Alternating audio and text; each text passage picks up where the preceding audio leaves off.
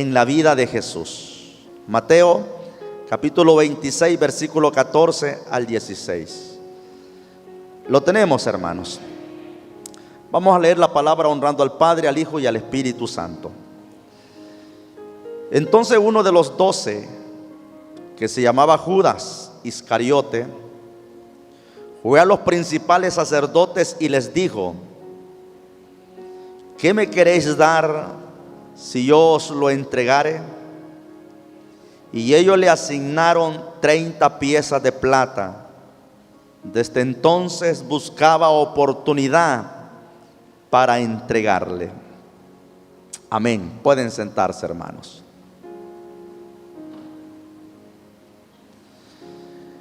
En esta mañana el sermón que he preparado tiene bastantes acontecimientos bien profundos, bien importantes. Posiblemente usted me va a ver que estaré leyendo mucho. Los grandes predicadores, hermanos, del ayer se caracterizaban porque leían bastante, e incluso sus sermones eran leídos en sus auditorios, en los templos. Predicadores como Charles Spurgeon, conocido como el padre de los predicadores, un hombre muy elocuente, muy preparado. Todos sus sermones eran escritos y después leídos en los templos donde ellos predicaban. Juan Wesley, Juan Hus, todos esos hombres dejaron por ahí los sermones escritos.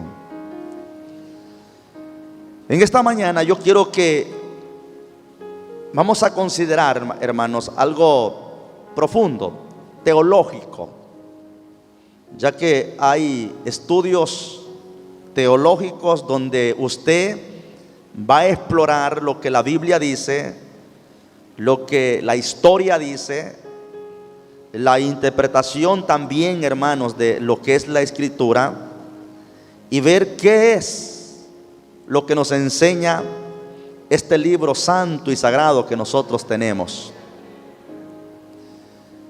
¿Sabía usted que en la vida de Jesús hubieron varios acontecimientos que fueron marcados en la historia de la humanidad? Pero también, mis hermanos, en la vida de Jesús se desarrollaron o hubieron noches donde se dieron ciertos episodios, ciertos acontecimientos, pero hubieron noches más críticas y hubo una noche más oscura que marcó la vida de nuestro Mesías, de nuestro Salvador, de nuestro Señor Jesucristo. Y lo marcó esa noche porque usted va a ver un cuadro bastante rígido y fuerte cuando Jesús está, hermanos, pasando por ese momento bastante duro y crucial para su vida. Siempre cuando se dan acontecimientos de elecciones, siempre se preparan los candidatos y las personas tienen ese privilegio, y todos como ciudadanos tenemos ese privilegio de elegir a la persona que va a gobernar nuestro país. Hay algunos que son bastante fanáticos de esto y esas personas fanáticas pues son los impulsores y los seguidores. Nosotros como cristianos, si es cierto que tenemos este privilegio y este deber, no podemos, hermanos queridos, ¿cómo es la palabra? Ser fanático, ¿verdad?, dentro de este asunto. Tenemos que saber elegir, oír las propuestas de las personas que van como candidatas, pero no estar, hermanos, con ese problema de pleito y de cuantas cosas más.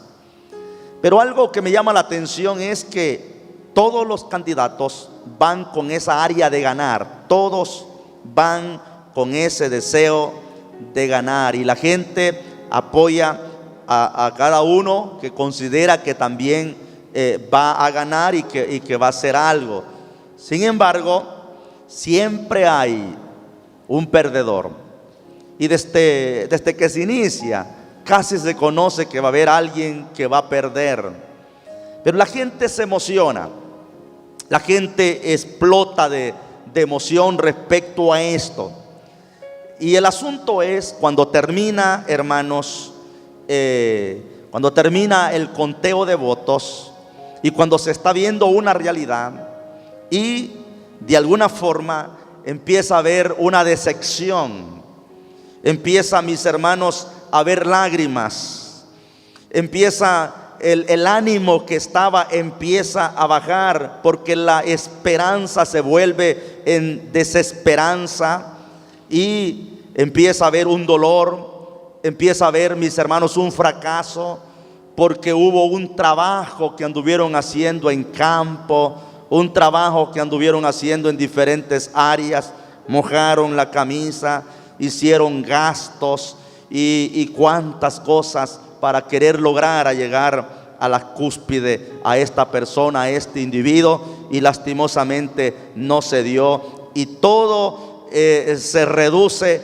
a una pérdida, a algo, mis hermanos, que para algunos posiblemente hasta podrían decir no valía la pena estar haciendo todo esto, y usted se va a dar cuenta de las decepciones que se encuentra. ¿A qué quiero llevar con esto? Quiero llevarles a que así, de esta manera también sucedió con la gente de Jerusalén en los días de nuestro Señor y Salvador Jesucristo. Aquella gente que sintió, mis hermanos queridos, ese anhelo, esa emoción de recibir a Jesús cuando iba entrando a la gran ciudad de Jerusalén. La multitud, dice la Biblia, salió a recibirle con palmas, con gritos, con alabanzas y exaltándolo y diciendo: viva el Rey y bendito el que viene en el nombre del Señor. Y había una emoción, y había, mis hermanos queridos, en ellos algo poderoso que los motivaba, porque ellos pensaron que en ese momento estaba entrando el Rey deseado, que establecería su reino y su imperio en esta tierra, y todo fue una emoción bastante fuerte en esa nación en ese entonces. Pero la situación no funcionó como ellos lo esperaban, porque ellos esperaban a un Mesías libertador del yugo romano, a un Mesías que se iba a entronar en la capital de Jerusalén y desde allí iba a gobernar y a regir las naciones, como dice, con vara de hierro. Pero no fue así. No fue de esa manera como ellos lo esperaban. En la historia de Israel siempre se apuntaba a la venida del Mesías. Siempre se hablaba de la venida del Salvador, porque Dios nunca quiso separarse de su pueblo. Por eso les prometió proporcionarle una manera como recuperar aquello que se había perdido, como Jesús dijo que el Hijo del Hombre vino a buscar y a salvar lo que se había perdido. Jesús vino, hermanos queridos, a esa misión, y Dios quería reunir a su pueblo, a la comunidad que Él había llamado, y quería, hermanos, hacer un solo pueblo, y puso en marcha ese plan. Un plan que se estuvo desarrollando a lo largo de la historia. Y cuando hablo a lo largo de la historia, yo quiero que ustedes se pongan en su mente la historia superior y la historia inferior. Y yo quiero que ustedes vayan viendo lo que sucede en la historia superior y lo que sucede en la historia inferior. En Hechos capítulo 2, versículo 23, dice a este entregado por el determinado consejo y anticipado conocimiento de Dios. Cuando les mencioné a ustedes y les dije que Dios había establecido un plan, es que en la historia superior venía un plan muy equilibrado, muy desarrollado, cómo deberían de ser las cosas. En la historia inferior, los seres humanos, los hombres, la humanidad, los de aquel entonces pensaron diferente, creyeron diferente. Por eso para ellos, hermanos, fue algo distinto y fue un fracaso. Al pueblo judío que se había alineado en las calles de Jerusalén agitando ramas y palmas, les pareció que el plan había culminado en una entrada triunfal que Jesús hizo en ese momento. Ellos creyeron que se había programado ya, establecido ya lo que ellos, hermanos, habían esperado por muchos años. Y cuando Jesús entra y la gran multitud, a tal grado que la Biblia menciona, hermanos, que aquel lugar se llenó de algarabía, de alboroto. Pero ahora que Jesús entra a Jerusalén, ¿qué va a hacer? ¿Qué va a hacer Jesús? El Hijo de Dios, el que fue proclamado, el que fue anunciado, el que estaba profetizado por los profetas. Iba a restablecer el reino de Jerusalén, de Israel, o iba a morir.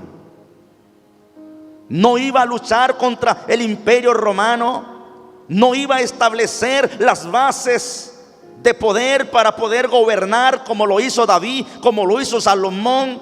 No iba a crear el reino que se esperaba, que se deseaba, porque Judas Iscariote, Judas el celote, Simón el cananita, miembros de grupos revolucionarios de Israel, para ellos Jesús era la esperanza de esa nación sumergida en el yugo romano, que había sido, hermano, explotado por muchos años. Pero hoy tenían un hombre muy diferente a los que se habían levantado en el transcurso de la historia, haciendo sediciones en Israel, conquistando 200, 400 personas. Pero a Jesús no solamente lo seguían 200, 400 personas, a Jesús lo seguían miles de personas. Ustedes han leído la palabra. Sin embargo, la mentalidad de aquellos se vio frustrada porque no fue así. No fue como ellos creían, como ellos pensaban, sino que todo, como dice Hechos, la porción que hemos leído, capítulo 2, versículo 23, todo estaba anticipado por el conocimiento de Dios. Las cosas iban a ser diferentes. El plan de Dios se iba a efectuar conforme Él lo había establecido. Y ahora empieza, mis hermanos, un consejo. Y este consejo comienza con una traición. La traición de Jesús por uno de sus discípulos. Esa fue la semana de la pasión. Cuando Jesús entró, hermanos, en Jerusalén, se le conoce como la semana de pasión. Y ahí empieza una historia que ellos la desconocían, porque para los judíos que esperaban la redención, al entrar Jesús en Jerusalén, iba a tomar control de la nación, expulsar a los romanos y establecer el reino que tanto anhelaban. Pero comienza el consejo con una traición. Uno de los 12, Judas Iscariotes, por apenas 30 piezas de plata, le dice a las autoridades judías cómo pueden encontrar a Jesús, porque las autoridades para los principales sacerdotes, para la raza privilegiada, para los religiosos, Jesús era una amenaza. Para los pobres, para los humildes, para los desamparados, era la esperanza que ellos deseaban. Pero Judas está haciendo un trato con la nata, con los magnates que gobernaban la nación, y les está ofreciendo a Jesús porque ellos querían capturarlo y daban recompensa a la persona que lo entregase. Y por 30 piezas de plata Judas hace convenio con ellos para poder entregar a Jesús. Y una vez, hermanos, dando Judas la ubicación, arrestan al Señor. Los discípulos se dispersan, y esto les voy a enseñar más adelante por qué sucede esto, por qué causa pasa esto. Y dejan a Jesús solo. ¿Por qué lo dejaron solo? E incluso podemos decir el mano derecha de Jesús, Pedro, en ese momento lo que hace es negarlo, reconocer que no conocía a Jesús, y no lo hace por una ni dos veces, sino por 3 veces. Los captores toman a Jesús, lo llevan delante de las autoridades religiosas en este momento, porque iba a ser juzgado por los judíos, los sacerdotes, y en un juicio plagado por, hermanos, un macabro plan. Ellos mismos organizan este consejo y esta corte, porque ellos quieren complementar completamente el arresto, que fue un arresto legal, lo que ellos hicieron, a tal grado que si lo van a condenar, quieren lavarse la cara y salir que han hecho un juicio verdadero en este personaje.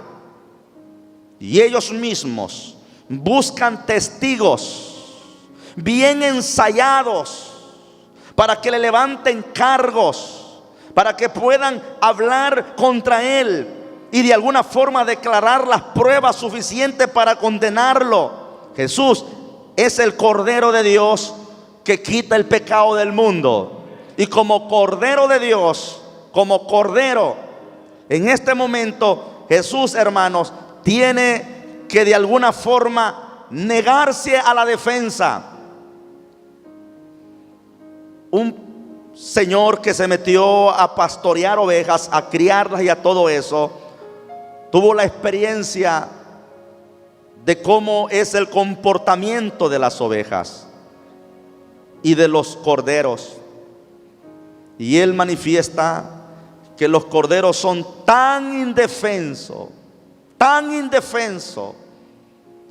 que los depredadores fácilmente lo llegan y lo devoran, porque ellos no hacen ninguna resistencia.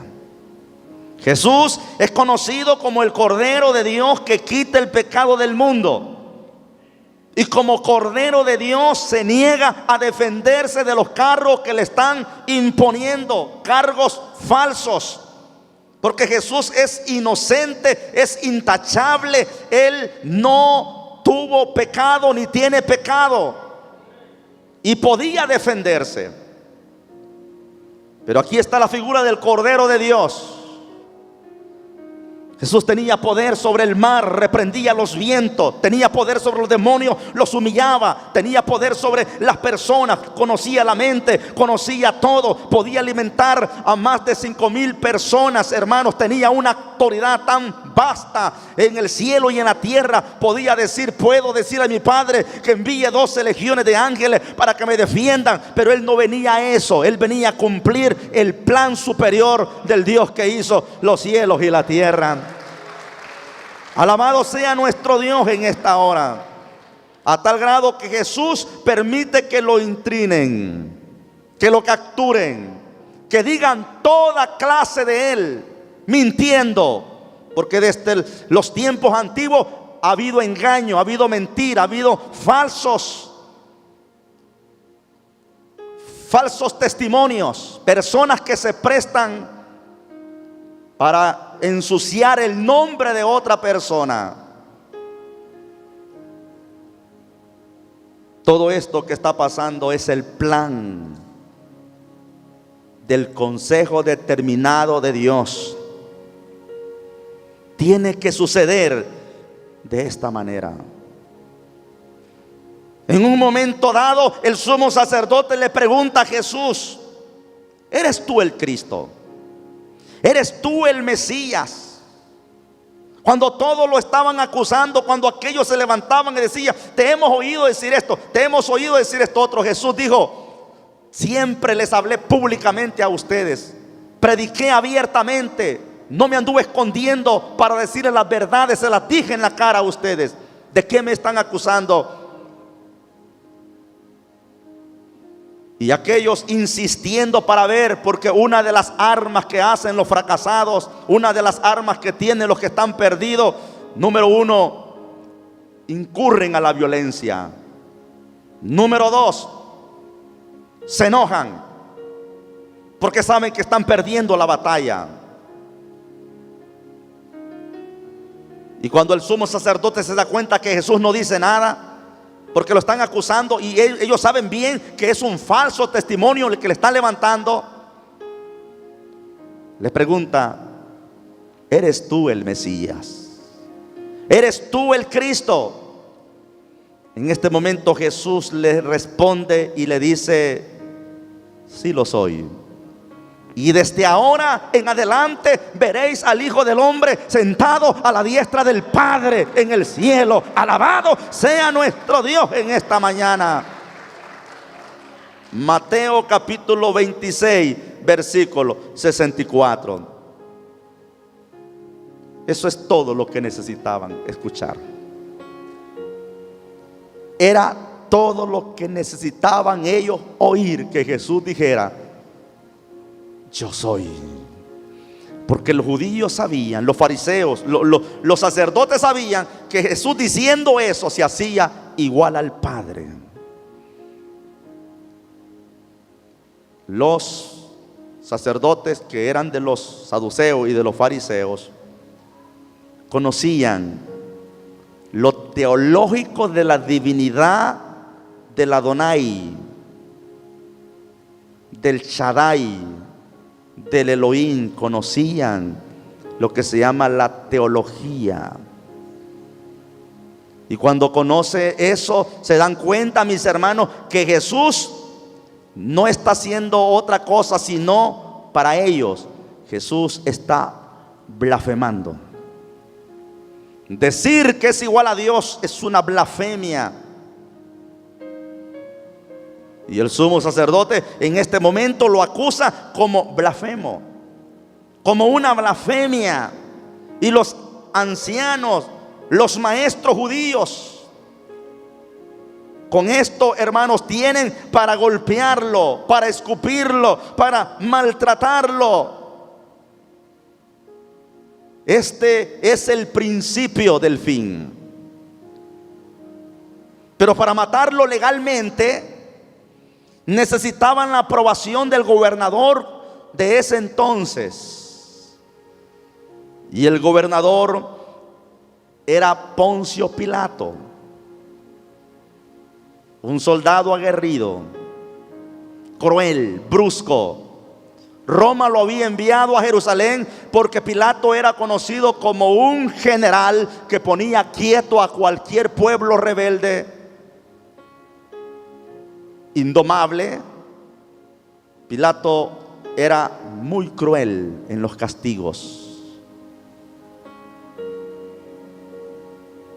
Y los judíos sacerdotes necesitaban la aprobación de este gobernador que era trabajador de Roma, supervisor de los trabajos que hacían los judíos.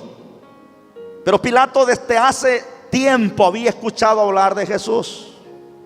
Pilato desde hace tiempo había oído hablar de ese Mesías que se había levantado, pero a él no le interesaba este asunto. A Pilato no le importaba lo que Jesús andaba haciendo, porque Pilato se dio cuenta que el problema no era con Roma, el problema no era con los dirigentes, no era con el César. Pilato se dio cuenta que quien le restregaba los pecados en la cara era Jesús a los sacerdotes. Lo que Pilato no podía hacer con Anás, con Caifás, con la cúpula, hermano, religiosa que lo mantenían a los líderes, gobernadores así de la mano. Lo que él no podía, Jesús lo restregaba frente a frente, diciéndole: generaciones de víboras, paredes blanqueadas, hipócritas, sepulcros blanqueados. Jesús les declaraba el pecado, y Pilato sabía que Jesús era un hombre con autoridad moral, con autoridad legal para poder decirle las cosas a esta gente, porque era un hombre que se mantenía en una intachable, hermano, relación con el Dios también que adoraban los judíos. Y por eso no tenía problema él. Pero los religiosos sí. Querían que se lo acabara, querían matarlo, querían hacer las cosas legales. Lo único que hace Pilato para tratar de salvar su equipo político de ese entonces es hacerle, hermanos, a los líderes judíos que decidan ellos. Ahí vean ustedes, hagan ustedes lo que ustedes quieren según la ley. Pero los judíos no podían matar a una persona, hermanos, legalmente. Podían acusarlo, podían encerrarlo, pero lo que los judíos querían era matar a ese hombre. Tanto es el odio que alguien puede tener contra una persona que no quiere verlo en una cárcel, que no quiere verlo en un hospital, quiere verlo en un cementerio. Tanto odio muchas veces se acobija en el corazón humano, que es capaz de destruir hasta su propia madre, hasta su propio padre.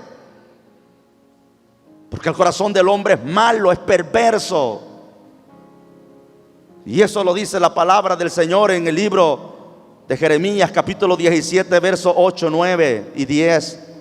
Engañoso y perverso es el corazón más que todas las cosas. ¿Quién lo conocerá?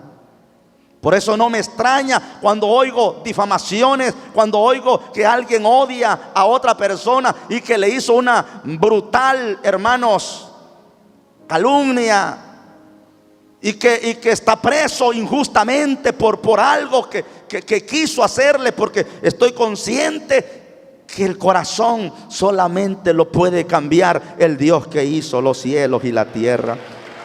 ¿Cuántos alaban al Señor? Entonces Pilato tiene una medida, y la única medida que Pilato tiene es azotar a Jesús, pero no quiere envijarse las manos. Voy a hacer algo, lo voy a azotar. Sin embargo, esto de azotar era una costumbre brutal también de los romanos, ya que el que era acusado era atado a un poste y era golpeado con látigo que tenían unos objetos afilados en el extremo.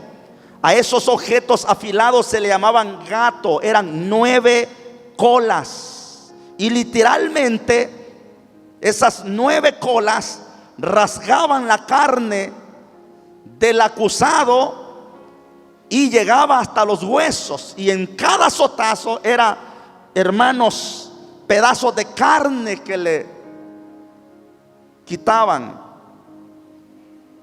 Y una vez que los sádicos soldados romanos comienzan rápidamente a aumentar su crueldad, a paso de esto, un soldado también romano hace una corona enredada de espinas, y esa corona se la clava en la cabeza de Jesús, perforándole todo el cráneo. Y otro por ahí, mis hermanos, mojándose de él, le coloca un manto de púrpura, burlando y diciendo: salve, Rey de los judíos. Y luego lo llevan los líderes religiosos y lo presentan y se lo presentan. Y les pregunta Pilato: ahí tienen al hombre, ¿qué quieren que hagamos con él? Porque usted sabe que más tarde Pilato saca a uno de los grandes criminales de Roma, porque ese sí era criminal de Roma, no de los judíos. Porque para los judíos Jesús era una amenaza y una escoria. Para Roma Barrabás era una amenaza y era, hermanos, una escoria. Pero para los judíos Barrabás no era una amenaza, no era una escoria, porque nunca Barrabás les dijo las verdades a ellos. Barrabás no se metía con los sacerdotes. Incluso hasta ellos tal vez les patrocinaban las masacres romanas que él hacía. Entonces Barrabás era acusado como un sedicioso, y para Barrabás lo único que le tocaba era la muerte, y esta muerte que a Jesús le iban a dar.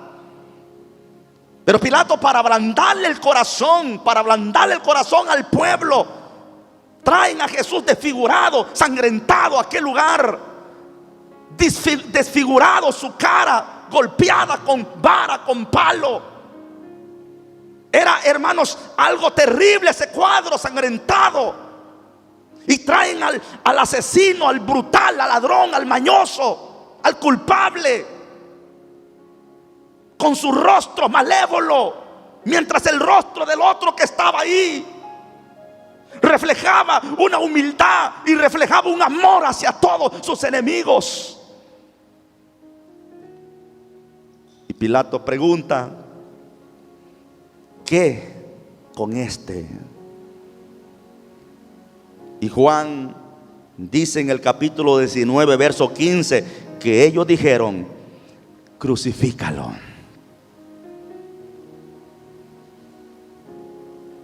La crucifixión era una forma espantosa de la pena de muerte capital, reservada solamente para los criminales más viles, y fue diseñada para asegurar la muerte lenta y dolorosa. El acusado era clavado en la cruz de madera. La cruz se levantaba y se ponía en un agujero en el suelo, y luego todo era de espera.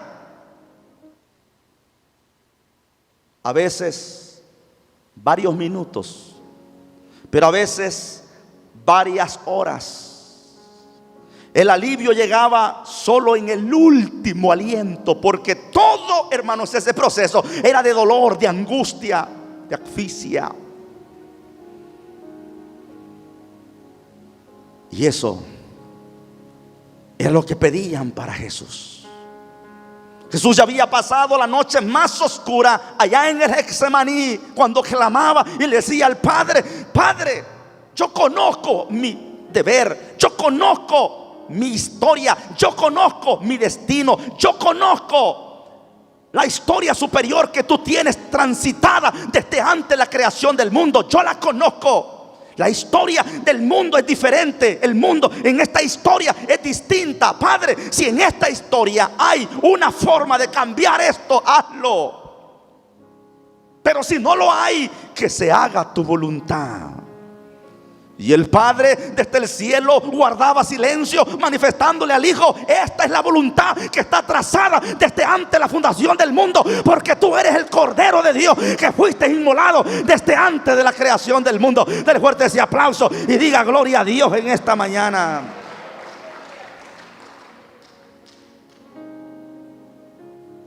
Amados, esto hicieron con Jesús. ¿Cómo estaba el rostro de todos aquellos que gritaban en la entrada de Jerusalén, en la ciudad: bendito el que viene en el nombre de Jesús! Con una esperanza, creyendo que este personaje era el libertador para ellos. Pero la decepción hoy, ver a un moribundo en una cruz señalado como uno de los más grandes criminales. ¿Quién quería ser amigo de él hoy? ¿Quién quería exaltarlo hoy? Muchos en este país se llenaron de lujo, se llenaron de gloria, se llenaron de poder, se llenaron de riqueza, y todo mundo quería ser amigos de ellos. Pero llegó el momento cuando eso cambió, y usted pudo ver a muchos de ellos que fueron juzgados. No había nadie con ellos. Me dio sentimiento, lástima, porque hablando humanamente, hermanos, hay una compasión. Un personaje que era muy poderoso en la asamblea legislativa de nuestro país, un hombre de autoridad, mucho tiempo, con conocimiento intelectual. Yo miraba bastante en un tiempo esto de política, sabía los nombres de quienes estaban por acá, quién era embajador, quién era esto, sabía los nombres de muchos diputados. Anteriormente leía mucho el periódico, todos los días compraba periódico, después las noticias.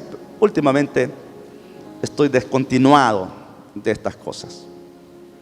Pero lo que quiero decir que ese personaje, que ustedes lo pueden recordar algunos, tenía poder, era fuerte, pero un día en ese mismo lugar fue resguardado y fue presentado ante las cámaras. Y yo decía, ¿dónde están todos aquellos amigos de él? ¿Dónde están todos aquellos que estuvieron a su lado? Más tarde lo sacaron para llevarlo al penal, solo con su bolsita de medicamentos. Ahí está posiblemente todavía.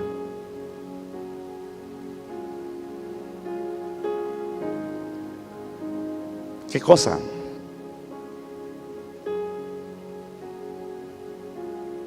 Qué decepción para esta gente ver a Jesús amarrado, golpeado, herido, crucificado entre dos delincuentes comunes, mientras está muriendo en la cruz entre estos hombres. Los soldados romanos, los líderes judíos continúan lanzándole insultos, injuria. Cuando dice que es una muerte de ignominia, según algunos están diciendo que era lo más vergonzoso que Jesús iba a pasar en esa cruz. Nosotros hemos visto la película, hemos visto, mis hermanos queridos, cómo sacan eso, y hemos visto que lo ponen en ropa menores, un pañal, lo vemos así la figura. Sin embargo, déjeme decirle que no fue así. Fue completamente desnudado, porque era la vergüenza más grande que iba a estar enfrente, y un judío presentar esa forma así era lo más triste, más cruel, más vergonzoso públicamente. Jesús sabía lo que iba a pasar. Los judíos son circuncidados al 8º día, y ellos guardan un pacto con Dios, el pacto de Abraham. Y todo, hermanos, está ahí esperando el momento cuando Jesús va a morir. Vuelvo a repetir, había pasado la noche más oscura en el Getsemaní. Sin embargo, en la cruz estaba también sufriendo, hermanos queridos, una oscuridad tremenda. Dice la Biblia que desde la hora sexta hasta la hora novena hubo tinieblas en la tierra que cubrió todo eso. Incluso, imagínense ustedes, hermanos queridos, el Dios, el Padre Celestial, hermanos, cómo estaba Él viendo a su Hijo sufriendo la más cruenta agonía y la más cruenta ignominia, la vergüenza más grande, presentarlo públicamente. Cómo se sintiera usted que su Hijo fuese presentado públicamente en las cámaras como el más sinvergüenza, criminal, asesino. Y no solo eso, que los sacaran desnudos completamente. Es que es triste para esos padres, para esas madres, cuando ven a sus hijos pasar por las cámaras con un pequeño short y una camisa. No es fácil. Algunos exégetas de la palabra dicen que en ese momento el padre estaba escondiendo el rostro, estaba haciendo el rostro para un lado y estaba cubriendo para que no pudiesen estar viendo toda la vergüenza que su hijo estaba pasando. Y no lo estaba pasando por los santos, no lo estaba pasando por ángeles, lo estaba pasando por sinvergüenzas, por pecadores, por rufianes, por adúlteros, por mentirosos, por fornicarios, por malos. Lo estaba pasando por usted y por mí. Pero ese es el amor del Padre, que dio a su Hijo para morir en la cruz por nosotros, porque Él nos ama por lo que Él es, no por lo que usted es. Porque nosotros no vamos a ser salvos por lo que somos, no, sino por lo que Cristo hizo. Y si Él lo amó a usted cuando estaba perdido, cuando estaba en el lodo cenagoso, si Él lo amó a usted en esa condición, ¿qué no va a ser hoy que se está esforzando? ¿Qué no va a ser hoy que está haciendo la lucha, que está haciendo el esfuerzo? Él nos ama con amor eterno, dice la palabra de nuestro Dios. Mientras está sufriendo esto, óigame, la Biblia dice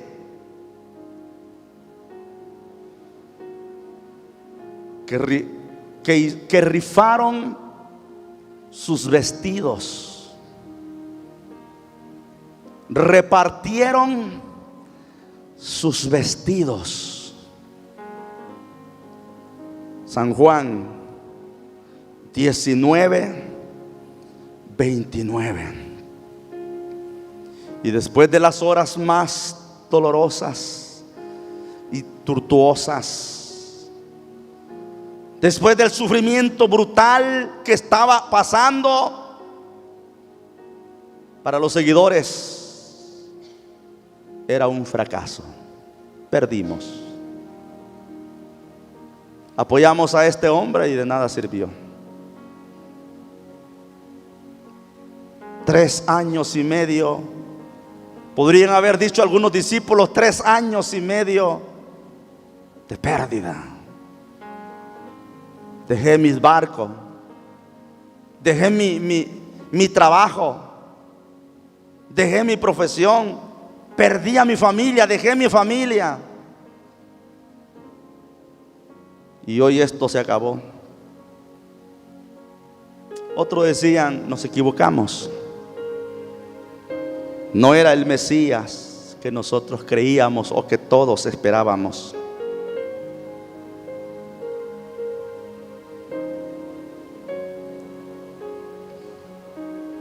Si no nos salvó cuando tenía el poder, cuando tenía las fuerzas, ¿cómo nos podrá salvar hoy si ya está muerto? Si ya se ha ido.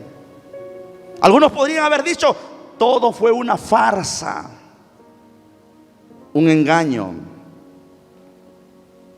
Para todos aquellos que se alinearon, hermanos, en las calles de Jerusalén dando la bienvenida a su Mesías, esto debió haber sido una pesadilla completamente. E incluso pensaron tal vez que fue un acto cruel del Dios, caprichoso. O otros pudieron decir, tal vez Dios ni existe. ¿Por qué estamos nosotros en esto? Ellos habían escuchado el asombroso mensaje de que todo lo que necesitaban hacer era creer en Él. Habían escuchado que era necesario la fe, una fe sencilla. A pesar de las críticas que Él les había hecho a los hermanos, al gremio religioso, a los poderosos, a los líderes. A pesar de todo eso, ellos creyeron en este Jesús, en este Mesías, pero ahora se había ido. En la historia inferior, escuche esto, en la historia inferior esto fue un desastre, esto fue un fracaso colosal, esto fue una miseria. En la historia inferior no sirvió para nada haber seguido a este hombre, no sirvió para nada poner la fe en este Mesías, no sirvió para nada haber dejado todo. Pero para la historia superior, para la historia divina, para la historia de Dios, esto era el comienzo de una gran victoria que había sido planeada desde el principio de los tiempos. Alabado sea el nombre del Dios Todopoderoso. Porque Dios sabe lo que hace. Lo que para usted puede ser un fracaso, para Dios es una victoria. Lo que para usted puede ser un final, para Dios es un principio. Lo que para usted puede ser una pérdida, para Dios es una ganancia. Nunca deja a Jesús, sírvele a Jesús, siga a Jesús, siga a Jesús, esfuércese, sea valiente, que Jesús siempre tiene la razón. Póngase de pie en esta hora.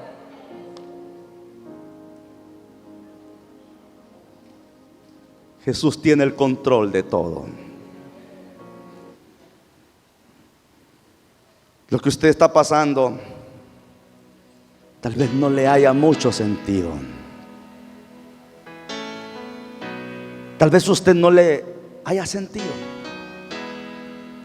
Pero la historia suya no es la historia de Dios. Su historia puede hacer que termine en fracaso, pero en la historia de Dios es un triunfo. Su historia es un triunfo. Dependa de Dios.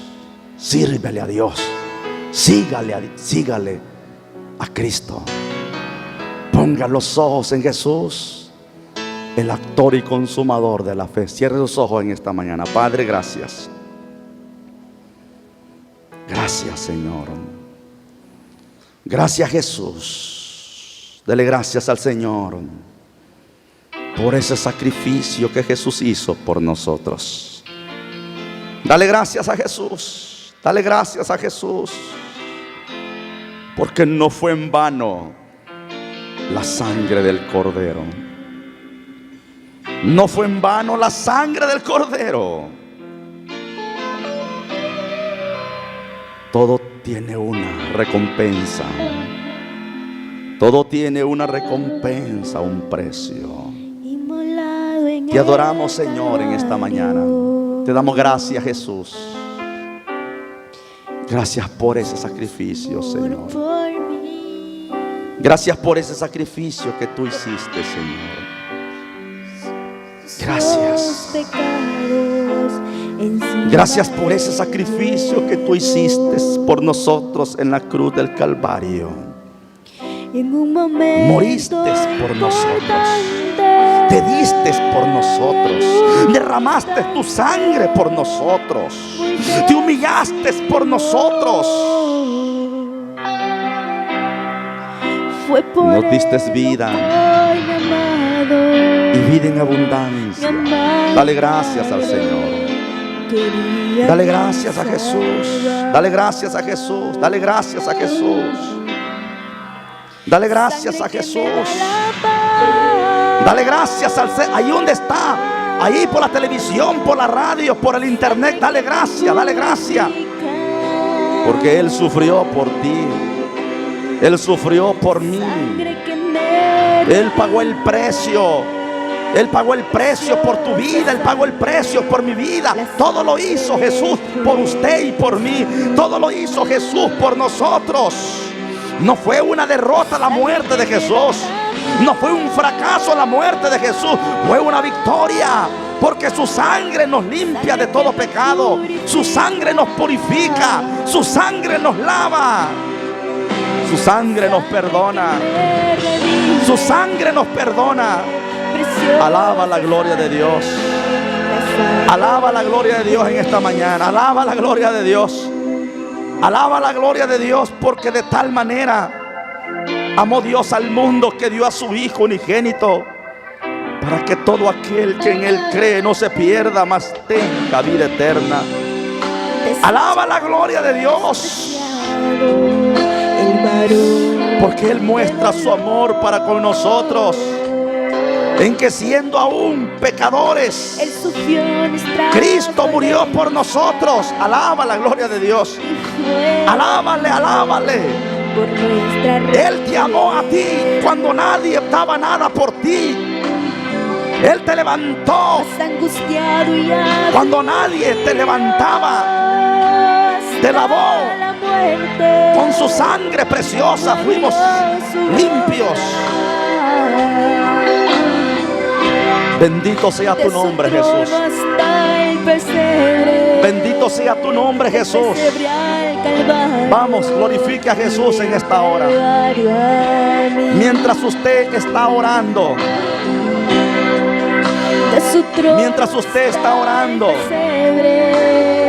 yo voy a hacer una invitación en esta mañana sobre aquellas personas que no han aceptado a Jesús. Aquellos que necesitan aceptar a Jesús, reconciliarse con el Señor. Los que están por la televisión, los que están por la radio, los que están por el internet, usted necesita reconciliarse. Usted necesita aceptar a Jesús hoy. Hoy Jesús le ha abierto el espacio y le abre la puerta para que todo aquel que en Él cree no se pierda, mas tenga vida eterna.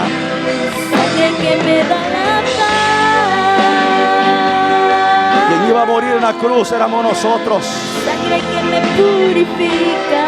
pero Él lo hizo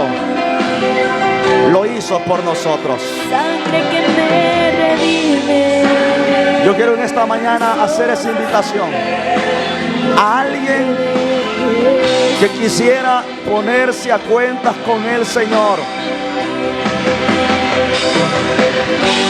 Ahí los que están por la televisión, por la radio, hoy usted lo puede hacer. Yo quiero invitar en esta mañana a mi hermana Alba, que ella sé que necesita reconciliarse, y yo quiero orar por usted aquí. Yo quiero orar por usted acá. Venga, voy a orar por usted. Si hay alguien que necesita reconciliarse aquí, yo quiero orar por usted. Dios te bendiga, Reinaldo. Dios le bendiga, hermana Alba. Yo quiero orar por alguien que necesita reconciliarse, que pase aquí adelante. Usted sabe que necesita que oremos por usted. Tal vez ya lo hizo usted, ya lo hizo ahí, muchas veces lo ha hecho ahí sentado. Pero yo quiero que usted reconozca. Hermana Emily, yo quiero orar por usted aquí al frente. Véngase para acá, traiga a sus niños también, por favor. Yo quiero orar por ustedes. Quiero bendecirlos en el nombre del Señor. Yo quiero orar porque sé que hay necesidad de algunas personas que sean cubiertas con el Espíritu Santo. No sé si hay alguien más aquí que necesita que pase aquí adelante. Sabes que necesitas ponerte a cuentas con Dios, reconciliarte con Jesús. Que oremos por ti. Que oremos por ti. Los que están ahí sentaditos, cierren sus ojos siempre. Yo quiero orar por mis hermanos. Yo sé que ustedes ya hicieron ese trato con Dios, pero quiero bendecirlos en el nombre del Señor y que se sientan seguros en las manos de Jesús. Padre, gracias, Señor. Gracias, Señor. Mira a mi hermana Alba, Señor. Yo sé, Señor, que ha habido un reconcilio en su corazón. Pero hoy, Dios mío, pasa aquí adelante. Porque yo, Señor, en el nombre de tu Hijo amado, oro por ella. La bendigo en el nombre de Jesús. Mira a mi hermano Reinaldo, Señor. Yo sé, Dios mío, que el diablo ha querido destruirlo, derribarlo, pero hoy también pasa aquí adelante, Señor, consciente que necesita su ayuda, su amparo divino de su Espíritu Santo. Mi hermana Emily, Dios mío. Mi hermano Steven. Mi hermano Ovidio. Su otro niño, Padre. Señor, yo bendigo a esta familia. Y le pido, Señor, que los cubras con tu Espíritu Santo. Cúbrelos con tu poder, Señor. Y dale fuerza, Dios mío, que ni una arma forjada pueda contra ellos, porque el poder del Espíritu Santo los cubre. En el nombre de Jesús. En el nombre de Jesús. Gracias, Señor. Mira los que están por la televisión, Dios mío. Los que están por la radio, los que están por el internet a la distancia, los que te están pidiendo perdón, los que se están reconciliando, los que están aceptando, bendíceles en el nombre de Jesús. Gracias, Señor. Gracias, Jesús. Amén y amén. Pueden tomar sus asientos, hermanos. Dios me les bendiga mucho.